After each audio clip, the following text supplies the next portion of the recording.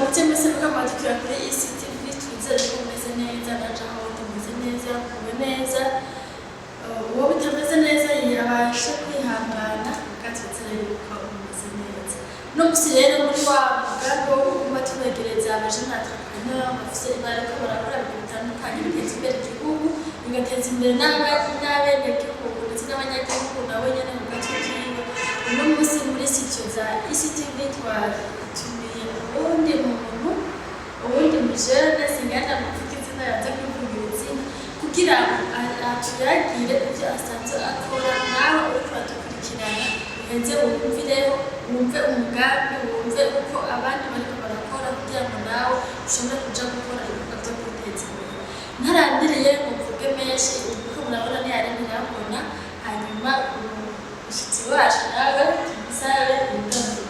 Je nitwa Kwizeyimana Justin nsanzwe ndongoye societe yitwa Food and Dietetics Biotechnologies Company dusanzwe dukora amavuta mu bimera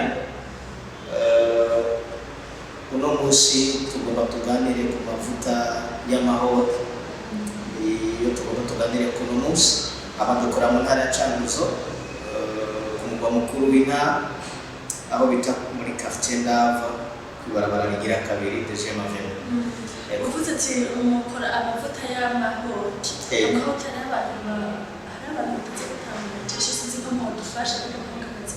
Okay, icambere tunasoro canke ihoke ni igiterwa kirimirwa mu gihugu cy'u Burundi cyane cyane mu ntara zo mu Buseruko Cankuzo Muyinga Kirundo n'igice ca Ngozi ariko kandi no mu Kiyaya igice ca Bubanza na Cibitoke niko nabona ariko barabirima na Makamba rero nabonye abirima Imwaro rero ico giterwa ni igiterwa ngira kamaro cyane ku magara yacu cyo gituma twahisemo ko tugira intererano ku magara y'abene Burundi kugira ngo tugire ico duterereye tuze tugere kuri ya mbona kazoza twese tuza amagara meza. Imbere yuko tuja nyezina mu koba cyane cy'amahoro rega muri mvuye gutegura ubu mugambi wo gukorana mugambi nawiyumviriye mu 2016 mu byasanzwe nariza ibigo by'amahinguriro ico gihe nariko ndaraba amavuta dusanzwe gufungura mu gihugu cacu ciza cy'u Burundi sanga birakenewe ko byukuri haboneka amavuta meza yizewe kandi ngira kimazi cangira uwo mugambi wo kuzoterera ku magara y'abene kugira ngo atagira cyakinure kizigira imitsi kuko igihugu nigishobora gutera imbere mu gihe kitaba gifise abantu bacu bafise amagara meza ndandika umugambi ndawubika mugabo nja gushira mu ngiro mu 2022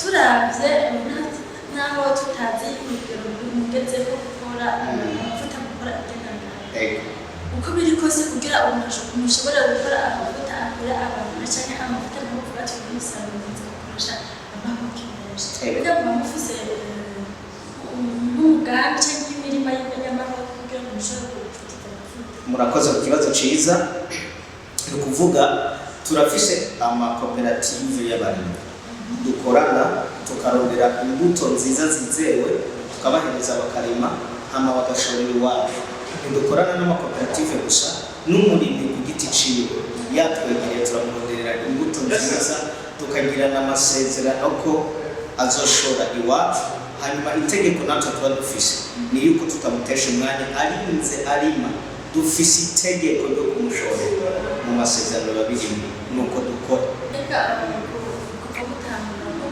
aho bigejeje kubera abido y'isi na cumi na gatandatu mwamushobora gukora kujugiza amavuta ni ukuvuga ngo guhera mu 2016 cari ciyumviro bwa umugambi w'ibikorwa ico gihe nari gukora mu yandi mahinguriro y'abandi bantu by'amahinguriro maze imyaka 11 maze imyaka 2 nikorera n'imyaka 9 niko nakora mu mahinguriro y'abandi bantu bisigura ko guhera mu 2016 gushika mu 2022 na gatatu ari nikorera abandi bantu. Ubu rero no tubitangura kuvuga umbajija aho tugejeje ubu no kuvuga ubu turafise abakozi 9 bamaho bari mu hinguriro, no kuvuga hariho batandatu bakora indani ibikorwa byo bihinguriro na batatu badufasha mu bijanye no kwamamaza amavuta y'iwacu, ariko kandi turafise abandi batandatu baronka akazi igihe umwimbu ugeze. No kuvuga twese turiko turakora turabantu bashika 16. No kuvuga aho niho tugeze. Hanyuma turafise icingiro ko tubandanije ku muvuduko turiko tuzokwagura tukaronka n'abandi bajene duha akazi bavyifuza. None yuko ikintu iyo gihinguwe n'ibintu byinshi hariho amahoke n'ibindi bikonazi biga ibindi bamufana kuvuga akabirya twebwe dufishe nuko dutanga produit naturel, nta kintu dushiramo nta nico dukuramo. Twebwe amavuta y'iwacu ni naturel 100%, kuvuga n'amavuta kama 100%. Niko kabirya twebwe dufishe. Iyo tujije akabirya k'amavuta y'iwacu no kuvuga n'amavuta kama ntaco dukuramo nta nico dushiramo. Ni mu gifaransa mu mbabare tucitije ni huile brute cyangwa huile vierge non raffinée. Ingredient dukoresha cyangwa igikoresho dukoresha mu kuyakoresha n'urutete rw'amahoke n'urutete rwa tunesho, nta n'ikindi kintu na kimwe kijamo. Nakubwiye ko icungiro cyacu kugira ngo duterere mu bijanye n'amagara y'abantu, nico gituma nta kindi kintu ari ico bitari produit chimique dushiramo, byose tubikora mu buryo naturel. Itandukaniro riri hagati ko hariho urume nta kintu cy'amuvanga na manipulate ko igenda ntazi mugabo birashoboka yuko hari abandi bashobora kuba bakora amavuta n'amukora mugabo bavanga n'ibindi kugira bagufata uyatandukaniza icambere urayatandukaniriza ku isura ukwasa. Twebwe arafise rijya rangi y'umwimerere atagindi kintu kirimo. Hanyuma ikigira kabiri urayatandukanya ku kanovera. Ayo wacu urumva ko amavuta y'amahoke mugabo nta kintu uza kumva kiza gukatira n'ibintu babongeye abayorohereje kandi abaryoshe cyane. Ego ikindi naco ushobora kutugendera tugaho dukorera ntitwinyegeza tukakwereka nyine turakwereka nyine dukora nta kintu dushiramo, uratugenda tukabiraba ntagora. Ego karibu cyane. Ego iyo umuntu ariko arakora umugambi agitangura cyane iyo abageze bose mvuga mu kintu cyose umuntu ariko arakora hambamo ingorane. Ubu ni nzima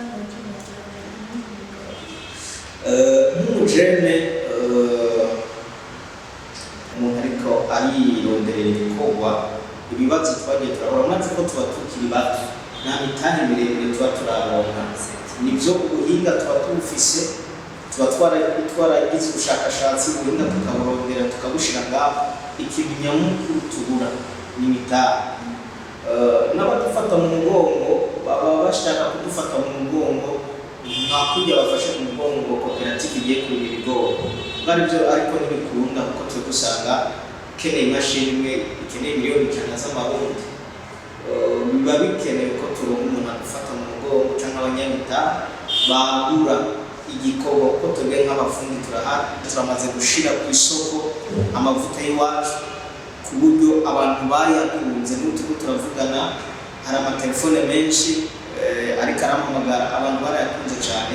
Igisigaye no kwagukirwa mu bijanye n'imitahe. Amamashini twaragize amahirwe turagura amamashini, ariko turakeneye amafaranga icyo bita fondo huruma kugira ngo ibikorwa byaguke kandi bigende neza, duhe n'akazi menshi. Turi ngaho nyine nk'umunyamitahe uvuga ati jewe umugambi wa Justin ndakumva neza numva nushiramo imitahe yofasha kote faible ubona umunyamutayi wo konza yavuga ati jewe umujyana amafaranga ni ukuvuga nk'ubu nababwiye yuko dufise amakoperative dukorana kugira ngo arime cyambere ntidushobora kuyankadira yose ko uburyo buke cyangwa turonke imbuto zose baba badusabye kwera uburyo buke aho turakeneye nk'umuntu adufasha mu bijyanye no gufashanya n'amakoperative arima. Kigira kabiri hariho abarimyi basanze barima igiterwa cy'ihoke ku giti cyabo, harakenewe imitahe kugira ngo bejeje tubagurire kuko kubona kubyo ko ndi ku mupaka mu ntara Cankuzo igihe twabuze uburyo bwo kubagurira baca bishora muri Tanzania, abarundi bagaca bagira ikibazo cyo kubura amavuta meza bakura twebwe dukora bagaca bajya kuyarondera muri Tanzania. Ni ukuvuga n'uburyo bw'igihugu buba buriko burasohoka kandi twebwe abahinga dusanzwe turi hano tuzi icyo twabwiza gukora kandi dufise n'ubuhinga bwo kubikora tukabura. Umva murakorana n'abarimyi mwebwe murakora koperative cyane n'ihingurukana ko mugabo ugakorana n'abarimyi nk'ubunye kugira ngo ibyo ibi amahoke ave mu barimyi hariya ashike ahantu bisanzwe mukora ngenza kuteswe biratugora kuko biba ngombwa ko twikora ku bantu bafise imiduga, turabakotera imiduga imiduga ikaja kutwikorerera uwo mwimbu tuba twaguze, niba twawuguze mu Muyinga, mu Kirundo canke Ngozi canke ahandi hariho hose. Ni ukuvuga ko nk'ihinguro turacakeneye kandi gufasha mu miduga ikuze kugira ngo dushobore kwikorera umwimbu. Mu minsi iheze narigeze kubona son excellence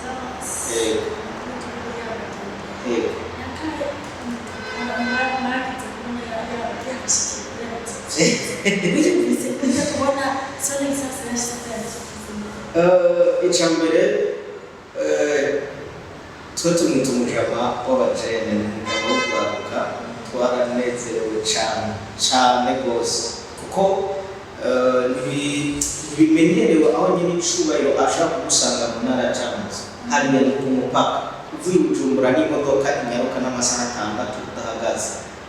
Kubona rero nyine icubahiro yaratugendeye cambere twararyohewe cane ko yakoze ibintu atari benshi babikora. Kigira kabiri twaratewe intege mu bantu bose bari bamugendeye, twarabetse ko dukora barabona ko batubwira bati ibi twari tuzi ko bikorwa mu gihugu, twari tuzi yuko amavuta dufungura tuyakura muri Tanzania, ntitwari bwamye ko dushobora kuyagurira hano. Rero ibyo byaraduteye intege kuba ibyo dukora byaragiye ku mugaragaro kandi twarashoboye kugaragaza ubuhinga nk'umwana wo mu Burundi, hagaragaza ubuhinga sanzwe nshoboye bwo gufasha kugira ngo amagara y'abantu agende neza, kuko ano mavuta tugwe dukora n'umuntu waba arabujije amavuta kwa muganga ayigwaca arayafungura, n'amavuta afasha ku mpande zose, haba kuri bajya abana baba baragize indwara zifate ku gufungura nabi, uwo mwana umuguriye n'amavuta ukazura yamushira mu mfungurwa aramuzamura akagarukana ubuzima n'abajya ikindi naca amavuta y'iwacu ntagira n'ikinure kibi. Ibyo byose naronse akajya ko kubisigura baratangira bati ibi bintu twari tujiteza hano kandi umujene akiri muto nkawe. Rero twabonetse cyane kandi urumva ko nawe waciye tubona twaragize na visibility. Nihe mboroka nzoza ifatiye ku mugambi w'igihugu w'uburundi bwifashe mu 2020 ubundi buteye imbere mu 2060 tubone mboroka nzoza ufise muri kampani. Mbona kazoza shambira entreprise yacu yitwa Food and Dietetics, kuvuga harimo dietetic, kuvuga ihangiro ry'iwacu ni gukora amaproduit menshi afasha amagara y'abantu. Twahereye ku mahoke, vuba tuzokora n'andi mavuta ntarinze kuvugira ashika nko kuri 3 nayo ngenda za gufasha amagara y'abantu. Tuzokora n'ibindi turafise urutonde nk'ibintu bishika kuri 5 bitandukanye byose biza gufasha amagara y'abantu. Si gufungura gusa nibyo amafaranga turayakeneye mugakinya mukuru twebwe dukeneye muri entreprise niyo kubona wewe wafunguye ikintu iwacu ugaruka ugashaka nkaho ukavuga ati by'ukuri kwa kanaka narahakwiye ikintu kimfashiriza amagara ndokorera umuryango. Hanyuma ikindi naco mubona kazoza turafise umugambi wo kuza kubaka uruganda rw'ibyo bwagutse. Turiko turavugana n'abarongoye igihugu kugira ngo bagire ikibanza cyo kuzokubakamo uruganda rw'iwacu kuko dukorera ubu turapanze.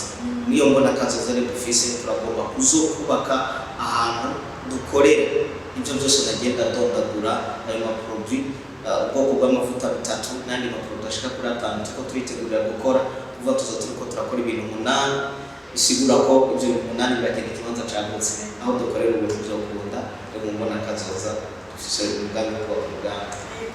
Birumvikana yuko ni ikintu cyiza urafise imbona kazoza cy'ukuri atari ibintu byo kugerekereza byo gufatanya bidashobotse. Amavuta ashobora kuba n'abantu bagiye bakora diabete bakanse kuri restaurant kandi benshi baraganira nege mukora mucamanza kugira ngo ari ngaho ashobora amavuta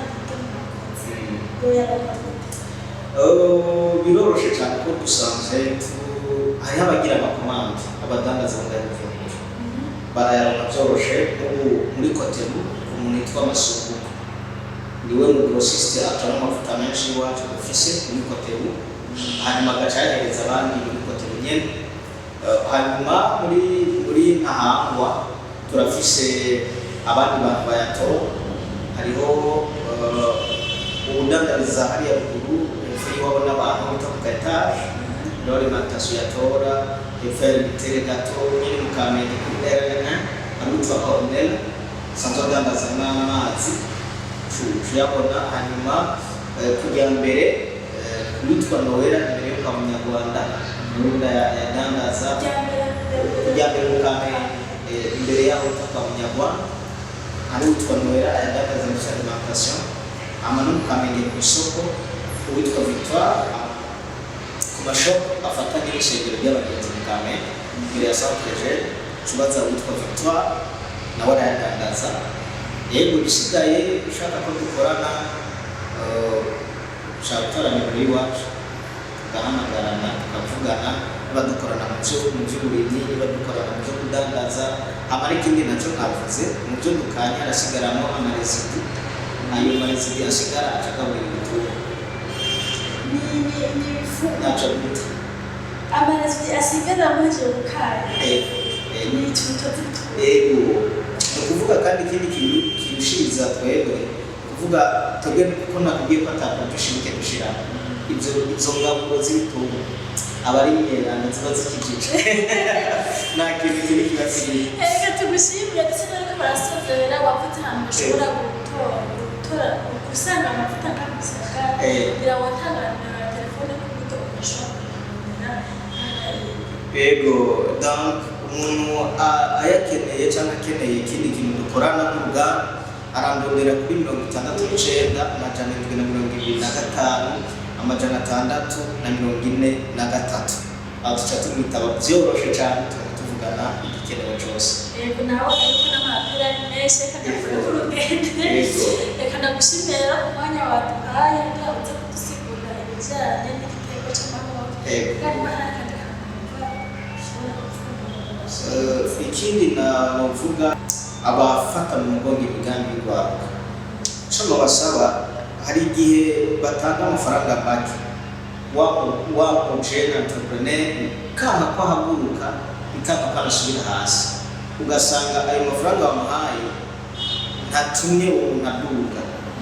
Rero icyo nosaba yaba bari mu ntwaro cyangwa amashirahamwe zifata mu mugongo urwaruka uretse na cyo n'abandi bose umuntu ari mu ihinguriro bamufate mu mugongo mu buryo bugaragara ku buryo ashobora kugura amamashini yifuza agashaka kugura amamatiere premiere mu buryo ashaka kugira ngo by'ukuri ntagume havuga ko hafashijwe abantu 100 uri gufasha abantu 100 gusa bagahaguruka bagashika hejuru bagaca batanga akazi no kuri benshi. Reka ndagushimiye rero murakoze cyane murakoze cyane murakoze kumbwira ikindi kuza muri CCTV yego ni karibu cyane murakoze cyane Rwandanye tuyaga n'ikindi gihe no kufise kandi myinshi tashobora gutura kugira ngo Rwandanye twigisha twebwe kwigisha n'abadukurikirana kugira ngo umuntu wese ashobore kuva hasi afatanye gufata cyane murakoze cyane murakoze n'abantu badukurikirana kuri CCTV tubazana abantu batandukanye icyo dusaba mu gushyira ibikorwa byacu n'ibikorwa by'abaje batandukanye kugira ngo abantu bose amavuta y'igikoko neza hama kugira ngo babe mugere